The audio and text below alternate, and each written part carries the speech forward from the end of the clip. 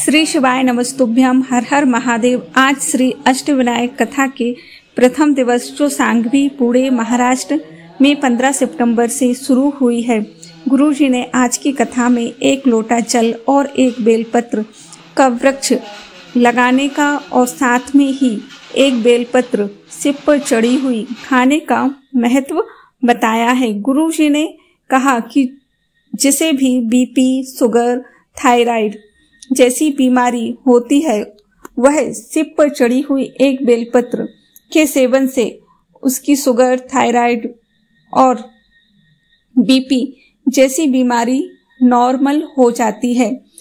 शिव पर चढ़ी हुई एक बेलपत्र में आखिर ऐसा क्या मौजूद होता है कि इसके खाने मात्र से व्यक्ति के बीपी, शुगर, थायराइड यहाँ तक कि कैंसर जैसी गंभीर बीमारी भी ठीक हो जाती है। आज वैज्ञानिक साइंटिस्ट रिसर्च कर रहे हैं कि बेलपत्र में ऐसा कौन सा तत्व मौजूद है कि वह रोगों को ठीक कर देती है।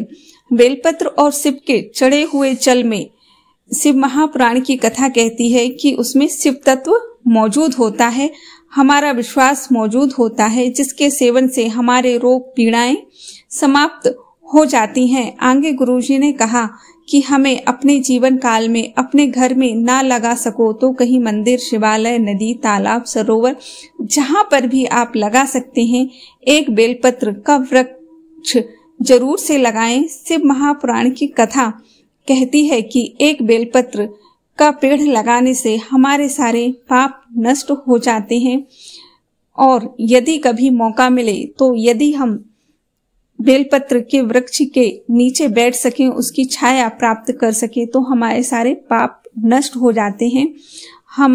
हम जन्म मरण के चक्कर से हमें मुक्ति मिल जाती है। एक बेलपत्र के वृक्ष लगाने से हमें मोक्ष की प्राप्ति हो जाती है। आगे गुरुजी ने एक शिव भक्त महिला का पत्र लिया। वह नासिक के रहने वाली हैं। उनकी बच्ची की किडनी खराब हो चुकी थी। साथ ही किडनी के पास और किडनी के अपोजिट साइड में भी एक गांठ हो चुकी थी, जिसे डॉक्टर ने ऑपरेशन के लिए बोल चुके थे। बहुत ही गंभीर हालत बच्ची की थी। बच्ची की उम्र 23 साल की है।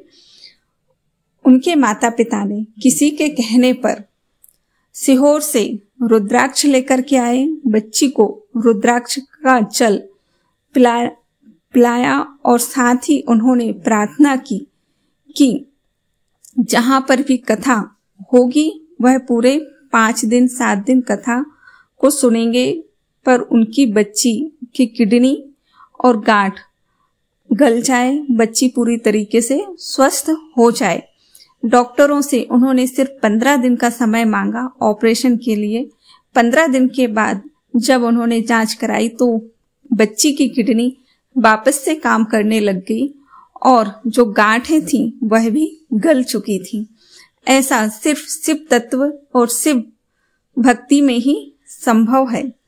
आगे गुरुजी ने एक पत्र और लिया जो कि महाराष्ट्र की रहने वाली हैं। उनके पति की सरकारी नौकरी नहीं हो रही थी और उन्होंने सिर्फ आधे घंटे पंडाल में बैठकर कथा सुनी और वहीं पर उन्होंने प्रार्थना की कि उनके पति की गवर्नमेंट जॉब हो जाए। आज उनके पति की थानेदार की पोस्ट पर जॉब है। वह महाराष्ट्र की रहने वाली हैं और उन्होंने आज पत्र में सिर्फ आभार प्रकट करने के लिए गुरुजी को पत्र लिखा और कथा श्रवण की। गुरुजी ने बताया कि हमारे जीवन में यदि कोई कष्ट, परेशानियां हैं तो हमें पंडाल में बैठ करके कुछ क्षण भी शिव महापुराण की कथा जरूर से सुनना चाहिए। आधे घंटे, 1 घंटे, 5 मिनट, जितना भी आपके पास समय है, जितना भी संभव हो सके, क्योंकि पंडाल में जहां शिव महापुराण की कथा होती है, शिव स्वयं आते हैं जीवों का कल्याण करने के लिए, हमारे रोग, कष्ट, पीड़ाओं को दूर करने के लिए।